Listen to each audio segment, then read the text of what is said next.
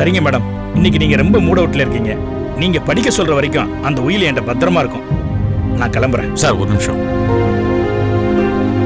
ரேகா, மாதவனுக்கு மேல்முறையீடு பத்தி பேசணும்ல, அது பத்தி வக்கீல் சார்ட்ட. சாரி மாமா, அன்னைக்கு சொன்னதுதான் இன்னைக்கும். நேத்து ஒரு பேச்சு இன்னைக்கு ஒரு பேச்சு என்கிட்ட இருக்காது. மாதவன் கேஸ்ல மேல்முறையீடு பண்றதுல எனக்கு சுத்தமா இஷ்டம் இல்ல. என் மனசாட்சிக்கு அது விரோதமா தெரியுது. நான் என் மனசாட்சியை காப்பாத்திக்கிறேன். முடிஞ்சா என் உதவி இல்லாம மாதவனை நீங்க காப்பாத்திக்கோங்க. ஏய் ரேகா. சார், அப்ப நான் கிளம்புறேன். சரிம்மா.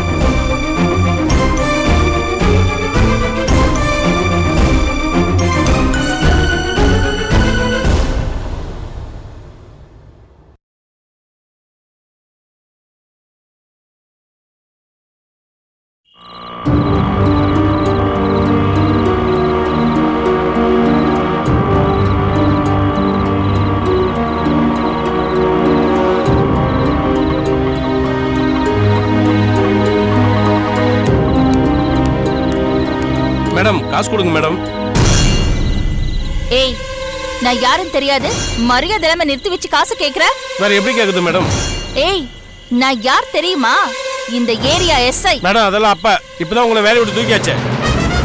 பல்ல புடுங்கின பாம்பு மாதிரி சைலண்டா இருங்க. ராஸ்கல், என்ன சொன்ன? சரிதான், நிறுத்துங்க மேடம். போலீஸா இருக்கும்போது ஓசியில் வந்தீங்க, அப்ப என்னால கேட்க முடியல. இப்பதான் வேலையை விட்டு தூக்கியாச்சே, இப்ப என்ன பந்தா? காசு கொடுங்க மேடம், இல்லைன்னா மரியாதை எல்லாம் பேசுவேன். காசு புடி. இத முன்னாடியே கொடுக்க வேண்டியது மேடம், உங்ககிட்ட பேச வேண்டிய வேலை இருந்திருக்காதுல்ல.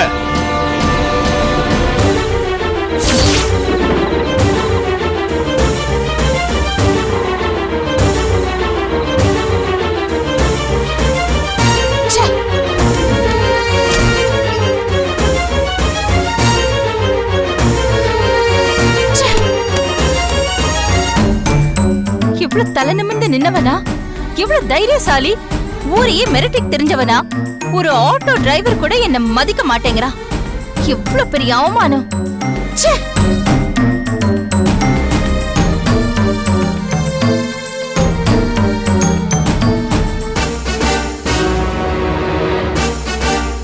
பாவி பாவி, எல்லாம் உன்னாலதான். நீ மட்டும் சாகாம இருந்திருந்தா என் பேரு, புகழ், வேலை, பதவி எல்லாம் என்னை விட்டு போயிருக்குமா? சப் இன்ஸ்பெக்டர் லெவல்ல இருந்து அதை விட பெரிய லெவலுக்கு உயர்ந்திருப்பேன். இப்போ கமிஷனர் என்ன வேலையை விட்டு தூக்கிட்டாரு. அந்த எஸ்ஐ கேசவன் என் கூடவே இருந்துட்டு என்னைய மிரட்டா. என்னமோ கௌதம புத்தனுக்கு போதி மரத்தடியில புத்தி வந்து புத்தரான மாதிரி அவன் இருந்த ஸ்டேஜ்ல இருந்து எஸ்ஐ ப்ரமோஷன் வந்ததுமே என்னையே மிரட்டா. ராஸ்கல், அவனுக்கு நான் சமயம் பார்த்து வைக்கிற வேட்டு.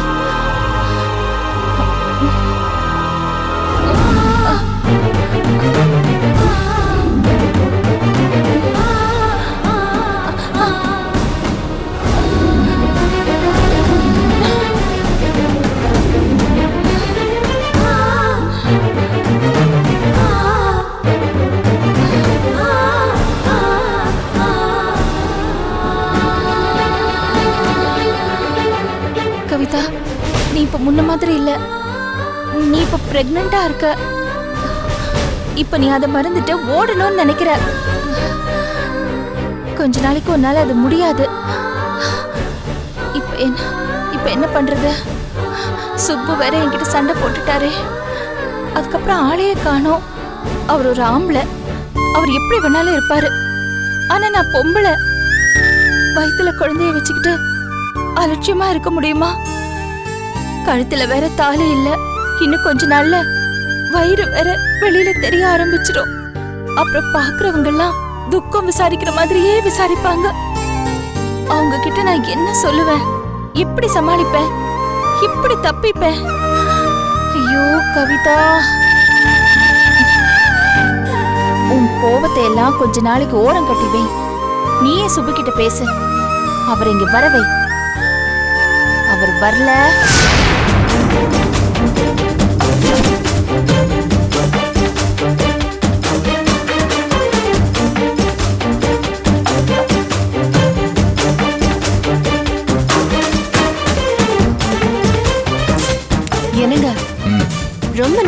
நோண்டிக்கிட்டே இருக்காதீங்க, கண் வலிக்கும். போனை வச்சுட்டு படுங்க, டைம் ஆச்சு.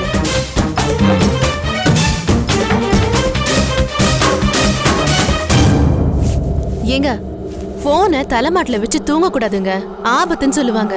இல்ல சார், ஏதாவது முக்கியமான கால் வந்துச்சுன்னு வச்சுக்க, எந்திரிச்சு போய் எடுக்கணும். அதுதான் பக்கத்துலேயே வச்சுக்கிட்டேன். இங்க வச்சிடறேன், போதுமா? சந்தோஷம். ம்.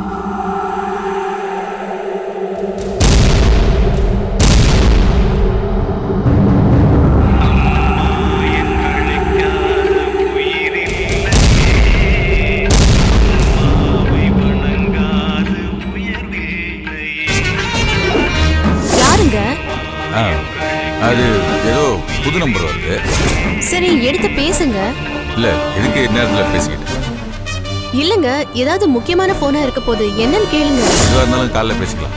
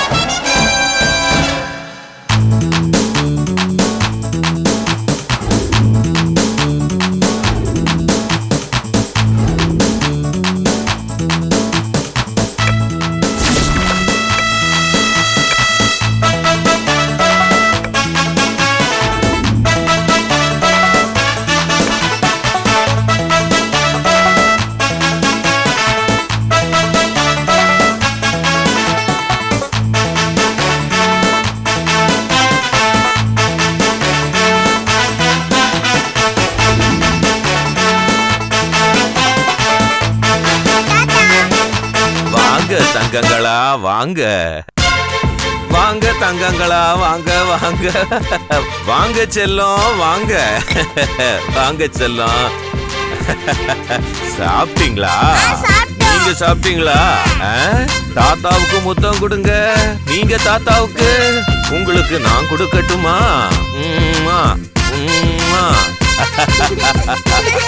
சரிங்க.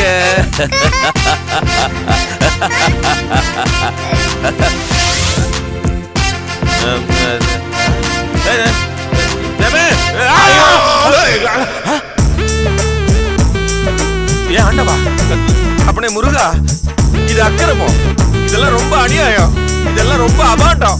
ஐயோ, இந்த கனவை நான் ஒத்துக்க மாட்டேன், இந்த கனவை நான் ஒத்துக்க மாட்டேன்.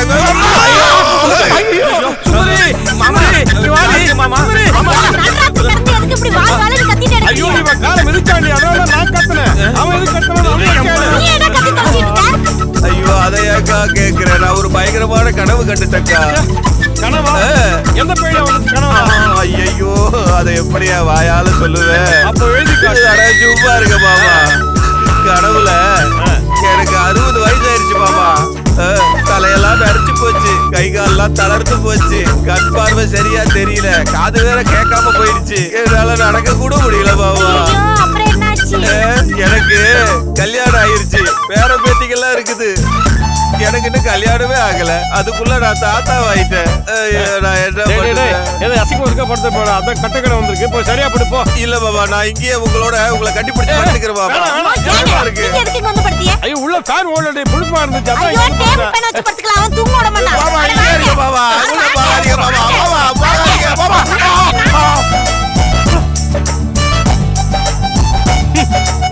முதியோர் இல்லத்துக்கு போக வேண்டியதெல்லாம் காலேஜுக்கு போற மாதிரி கைய கோத்துக்கிட்டு ஜாலியா ஜோடியா போய்கிட்டு இருக்கு. ஆனா நம்ம நிலைமை மட்டும் ரொம்ப மோசமா இருக்கு. எனக்கு இன்னும் கல்யாணம் கூட ஆகல, அதுக்குள்ள நான் தாத்தாவாயி பேரம் பேத்தி எல்லாம் எடுத்து இப்படி எல்லாம் ஒரு வாழ்க்கை எனக்கு தேவையா? ஐயோ, அது நான் இல்ல, தூங்கிட்டேன்.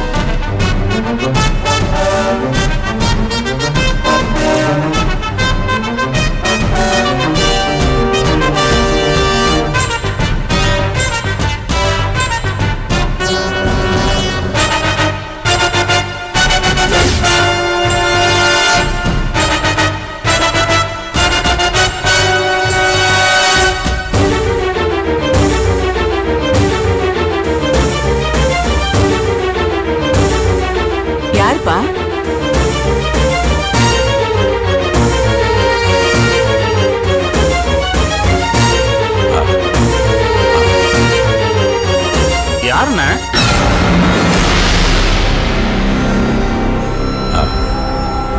என்ன போன் பண்ணா எடுக்க மாட்டீங்களா?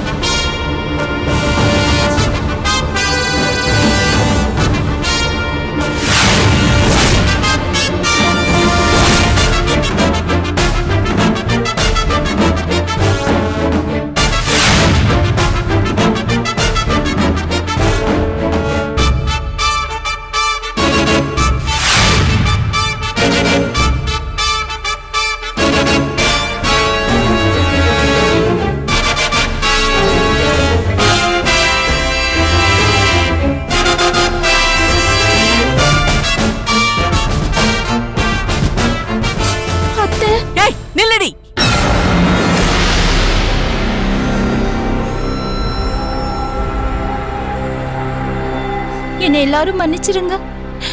உங்ககிட்ட சில உண்மைகளை சொல்ல வந்திருக்கேன். முதல்ல வெளியே போடி. அத்தை, அந்த வார்த்தையை சொல்லாத. நான் உனக்கு அத்தை கிடையாது. உனக்கு எனக்கு எந்த உறவும் கிடையாது. நீ யாருன்னே எங்களுக்கு தெரியாது. மரியாதையா வெளியே போ. நான் சொல்றதை நீங்க தயவு செஞ்சு எல்லாரும் கேளுங்க. நீ எந்த விளக்கமும் சொல்ல தேவையில்லை. நாங்க எதையும் கேட்க தயாரா இல்ல. ரேகா, ஏய், நீ எல்லாம் ஒரு பொண்ணா? எப்படி எல்லாம் தில்லுமுள்ளு பண்ணி நல்லவ மாதிரி நடிச்சு எங்க குடும்பத்துக்கு துரோகம் பண்ணிருக்க? ரகு, என்ன கொஞ்சம் பேச விடு. கவிதா, நீயா இப்படி ஒரு பச்சை துரோகம் பண்ண? நீயா எங்க எல்லார் முதுகிலையும் குத்துன? உன்னை எவ்வளவு நம்பி இருந்தோம். நீ மோசமானவ, கெட்டவனு என் தம்பி அடிக்கடி என்கிட்ட சொல்லுவான். ஆனா உனக்காக ஒவ்வொரு தடவையும் நான் அவன்கிட்ட சண்டை போட்டேன்.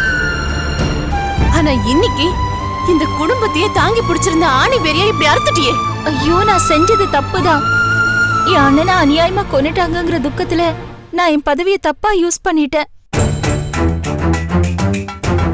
அதுக்காக என்ன பதவியில இருந்து தூக்கிட்டாங்களே. நான் நேசிச்ச வேலையும் என் உடம்ப விட்டு சாகுற வரைக்கும் நான் கழட்டக்கூடாதுன்னு நினைச்சிட்டு இருந்த காக்கி சட்டையும் என்னை விட்டு போயிடுச்சு. எனக்காக நீங்களாவது கொஞ்சம் எடுத்து சொல்லுங்களேன். நான் என்ன சொல்றேன்? ஏய், அவனை ஏண்டி இதுல வம்புக்கு எடுக்கிற? அவன் ஒண்ணும் தெரியாத அப்பாவி. என் மாப்பிள்ளையோட வாழ்க்கைய நாசம் பண்ண. என் 2வது பிள்ளை ஜெயில இருக்கான். இப்போ என் மூத்த பிள்ளைய கூட்டு சேர்க்கிறியா? மரியாதையா வெளியே போடி. ஐயோ, நான் கொஞ்சம் பேசணும். நீ பேசணும்னா ரோட்ல போய் தனியா பேசு. பொண்ணையும் திவ்யா மாதிரி என் பொண்ணா நினைச்சேன். அதனால இந்த வீட்டுக்குள்ள அனுமதிச்சேன். திவ்யாவோட பழக விட்டேன். ஆனா நீ உண்ட வீட்டுக்கு 2ஆ பண்ணிட்டியேடி. நீ என்னெல்லாம் பண்ணிருக்கேன்னு கொஞ்சம் கொஞ்சமா இப்பதான் தெரிய வருது. நீ செஞ்ச அநியாயம், அக்கிரம, துரோகம் எல்லாத்தையும் இப்பதான் சொல்றாங்க. அப்படியே எனக்கு ரத்தம் கொதிக்குது. எல்லாரும் என்னையே குறை சொல்றீங்க. உங்க எல்லாரையும் விட இந்த சம்பவத்தால பாதிக்கப்பட்டது நான் தான். எனக்கு இருந்தது என் அண்ணன் மட்டும்தான். அவனும் இப்ப இல்ல. அவனை எழுந்துட்டு நானே அதைய நிக்கிறேன். எனக்கு உங்களை விட்ட வேற யாரு இருக்கா? உங்க பொண்ணு ஏன் என் அண்ணனை தள்ளி விடணும்? ராஜா ஏன் என் அண்ணனை கொன்னதா படி ஏத்துக்கிட்டு ஜெயிலுக்கு போகணும்? மாதவன் எதுக்காக என் அண்ணனை கொல்லணும்? இப்படி என் அண்ணன் கொலை சம்பந்தப்பட்ட எல்லாரும் உங்க குடும்பத்தை சேர்ந்தவங்க தான். என்னமோ என்னாலதான் உங்க குடும்பத்துக்கு எழுப்புன்னு சொல்றீங்க. என் அண்ணனை எழுந்த மாதிரி உங்க குடும்பத்துல நீங்க யாரையாவது எழுந்திருக்கீங்களா? உங்க குடும்பத்தை சேர்ந்தவங்க யாரையாவது கொன்னு இருந்தா அவங்கள சும்மா விட்டுருப்பீங்களா? பழி வாங்கணும்னு நினைக்க மாட்டீங்க?